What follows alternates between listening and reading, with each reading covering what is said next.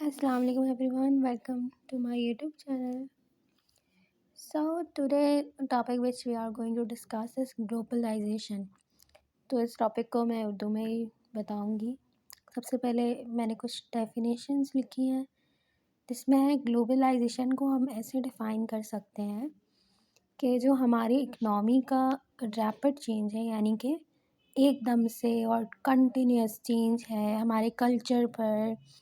हमारी जितनी भी कंट्री में डिफरेंट इंटीग्रेशंस हो रही हैं कल्चर की, ये सब जो है वो ग्लोबलाइजेशन की वजह से होती है। ग्लोबलाइजेशन एक ऐसा सिस्टम है जिसके अंदर हम इंटरेक्ट करते हैं मुख्तलिफ ममालिक के साथ, जिसकी वजह से हमारी इकनॉमी जो है वो डेवलप्ड होती है। लेकिन इसके वजह से जो है ना वो बहुत ज़्यादा टेक्नोलॉजिकल एडवांसमेंट हो जाती है, इकनॉमिक रैपिडली चेंज होने लग जाती है, पॉलिटिकल चेंजेस आते हैं, साथ साथ कल्चर एक्सचेंज भी होते हैं। जैसे कि हमें पता है कि ग्लोबलाइजेशन की वजह से पाकिस्तान में जो है वो वेस्टर्न कल्चर कितना ज़्यादा इन हो चुका है, उसका एक रीज़न जो है वो ग्लोबलाइजेशन ही है।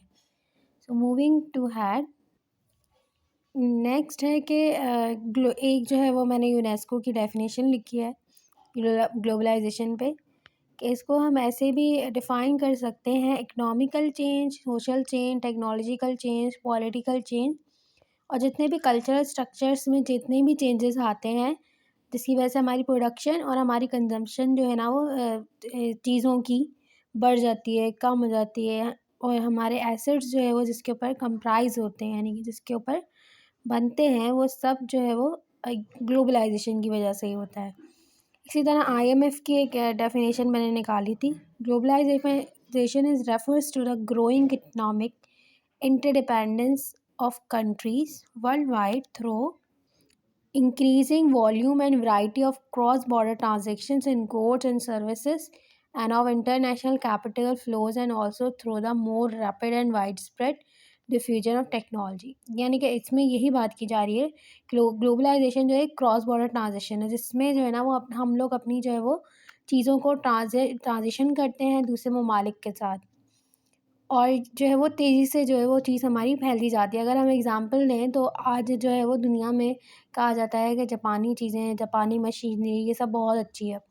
तो जापान ने जो है वो ग्लोबलाइजेशन के ज़रिए ही अपनी एक मार्केट बनाई है, जिसकी वजह से उसके प्रोडक्ट आज पूरी दुनिया में पाए जाते हैं, मिलते हैं, और उनको जो है वो बहुत बेहतर भी समझा जाता है एज़ कम्पेयर टू चाइना के प्रोडक्ट्स। और चाइना ने भी इसी तरह ही अपनी इकनॉमी बिल्डअप करी है।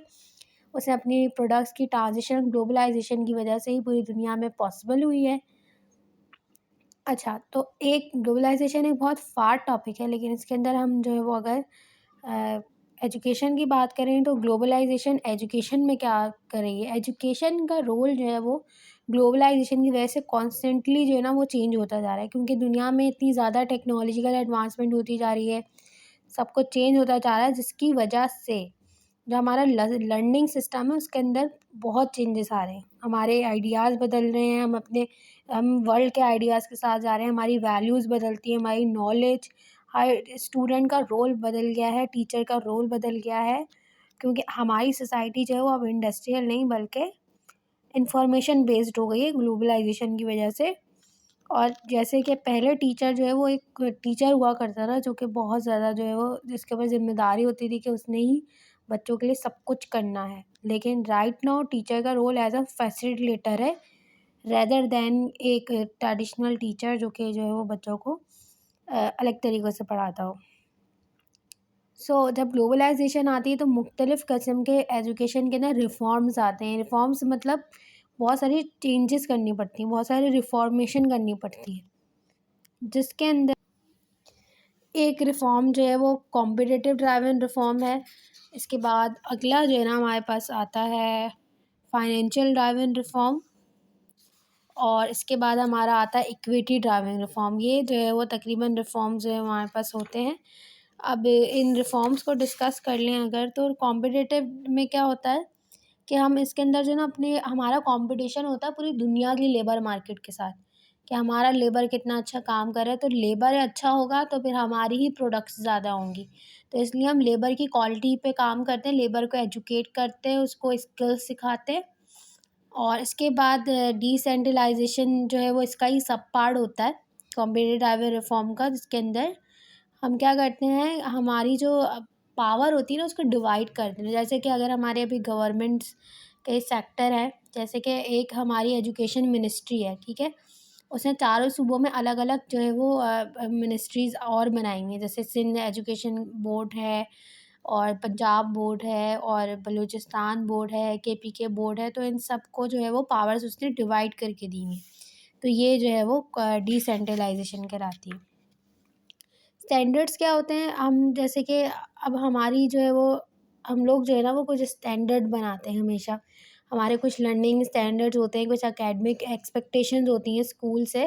तो इसी तरह जो है ना, हर जब इतनी ज़्यादा एजुकेशन जो है वो ग्लोबलाइज्ड हो जाती है, तो फिर दुनिया को जो है ना, और हर मुल्क को जो है ना, कुछ स्टैंडर्ड्स मीट करने होते हैं एजुकेशन में। फिर आती है, आपने ग्लोबलाइजेशन की वजह से आपको जो है वो बार बार अपनी मैनेजमेंट में जो है ना इम्प्रूवमेंट लानी पड़ती है, इफ़ेक्टिव स्कूलिंग करनी पड़ती है, और जो है वो टीचर्स को अच्छी पे देनी पड़ती है ताकि टीचर कुछ इनोवेटिव आइडियाज़ ला सकें। टीचर की ट्रेनिंग को बेहतर करना होता है। इसके बाद आ गई फाइनेंशियल रेवेन्यू रिफॉर्म। इसमें क्या होता है, फाइनेंशियल रेवेन्यू रिफॉर्म में ये है कि हम जो है वो पब्लिक फंडिंग को कम कर देते हैं, बल्कि हम पब्लिक से फंडिंग लेना शुरू कर देते हैं। हम जो है वो प्राइवेटाइज़ कर देते हैं कि पब्लिक अपना पैसा खुद इन्वेस्ट करे और खुद ही उससे जो है वो फ़ायदा उठाए, क्योंकि अब इतनी ज़्यादा एजुकेशन की ज़रूरत होती है ग्लोबलाइजेशन की वजह से, जो पब्लिक सेक्टर पूरा नहीं कर पा रहा होता है। यानी कि उसके बाद जो है वो फाइनेंशियल सिचुएशन उसकी बैड होती हैं, जिसकी वजह से तो वो प्राइवेट के ऊपर ज़िम्मेदारी डाल देता है कि वो अपने लिए खुद ही स्कूल्स बनाए, खुद ही उसके अंदर पढ़ें।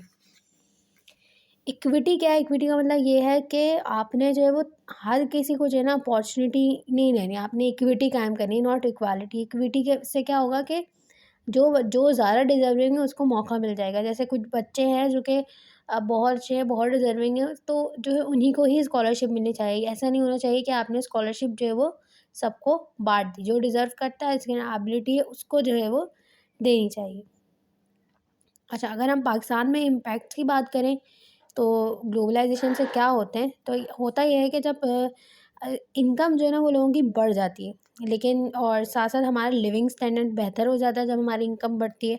और जब हमारी इनकम बढ़ती है, लिविंग स्टैंडर्ड बेहतर होता है, तो फिर हम बेहतर तालीम हासिल करते हैं, हमें बेहतर शऊर आता है, हम बेहतर जो है वो ह्यूमन राइट्स को समझ सकते हैं, हम बेहतर अपना ख़्याल रख सकते हैं, अपनी हेल्थ का ख़्याल रख सकते हैं, हम जो है वो बेहतर तौर पे सही गलत की पहचान कर सकते हैं। लेकिन इसके नुकसानात भी हैं कुछ, क्योंकि ग्लोबलाइजेशन में दोनों तरह के हैं, पॉजिटिव चेंजेस हैं, पॉजिटिव एडवांटेजेस और सब कुछ है, लेकिन बैड इम्पैक्ट्स भी हैं जिससे डिसएडवांटेज हो रहा है। जैसे कि हमारा लेबर जो है वो बहुत ज़्यादा एक्सप्लॉइट हो रहा है, क्योंकि उससे हम बहुत ज़्यादा एक्स्ट्रा काम ले रहे हैं, क्योंकि ज़ाहिर है हमें बहुत ज़्यादा प्रोडक्टिविटी बढ़ानी है, तो लेबर का बहुत ज़्यादा इस्तेमाल होगा। जॉब इनसिक्योरिटी होती है क्योंकि कंपटीशन बहुत ज़्यादा होता है। और क्या होता है कि लोकल इंडस्ट्रीज़ का जो टेक ओवर है ना, वो ले लेती हैं क्या कहते हैं, इंटरनेशनल इंडस्ट्रीज़। वो आके अपना प्रोडक्ट्स बनाना शुरू कर देती हैं दूसरे ममालिक में ग्लोबलाइजेशन की वजह से। इसके अलावा फ़ॉल न्यूज़ तो बहुत ही कॉमन है, जैसे आजकल जो है वो कहीं पे भी, क्योंकि इतना ज़्यादा हमारी टेक्नोलॉजी सबके पास मौजूद है, फ़ेसबुक पे कहीं पे भी कोई भी न्यूज़ सुनी, वो आपने फटाफट शेयर कर दी है, either it is wrong, right, false, कुछ भी हो, बस लोग शेयर कर देते हैं। तो एक ये भी बहुत ज़्यादा हो रहा है। इसी वजह से इवन लोगों के माइंड जो है वो ब्रेन वॉश कर दिए जाते हैं, एक ही चीज़ को बार बार पिकअप करके दिखा के। इसके बाद इन्फ्लेमेशन बिल्कुल बढ़ रही है इसकी वजह से। और इसके अलावा हमारा जो कल्चर बहुत ज़्यादा बैडली इफ़ेक्ट करता है, क्योंकि जो है वो जैसे अब पाकिस्तान में हम देख लीजिए कि वेस्टर्न कल्चर कितना ज़्यादा कॉमन हो गया है, वो this is due to globalization, क्योंकि हमने जो है वो इतना ज़्यादा इस कल्चर को देख लिया है, अडॉप्ट कर लिया है, हमें ये अच्छा लगता है तो लोगों ने इसको अडॉप्ट कर लिया है पाकिस्तान में, क्योंकि हमारे पास मीन्स मौजूद हैं, उनके कपड़े यहाँ आ जाते हैं, मिल जाते हैं, और हम टीवी पे उन सबको देख सकते हैं। तो media is one of the basic tool जो कि ग्लोबलाइजेशन में यूज़ हो रहा है। So that's it. तो आज हमने जो कवर किया उसके अंदर क्या-क्या था? सबसे पहले हमने जाना कि ग्लोबलाइजेशन क्या होती है। फिर हमने जाना कि ग्लोबलाइजेशन में जो है वो एजुकेशन में क्या रोल प्ले कर रही है ग्लोबलाइजेशन। उसके बाद हमने जाना कि कौन-कौन से रिफॉर्म्स आते हैं जब ग्लोबलाइजेशन आती है, और लास्ट में हमने जो है वो क्या इम्पैक्ट हो रहा है पाकिस्तान पे ग्लोबलाइजेशन का, उसको हमने जो है वो शेयर किया। So that is it from today. और अगर आप किसी टॉपिक के बारे में समझना चाहते हैं तो कमेंट सेक्शन में जाके मुझे ज़रूर बताएं।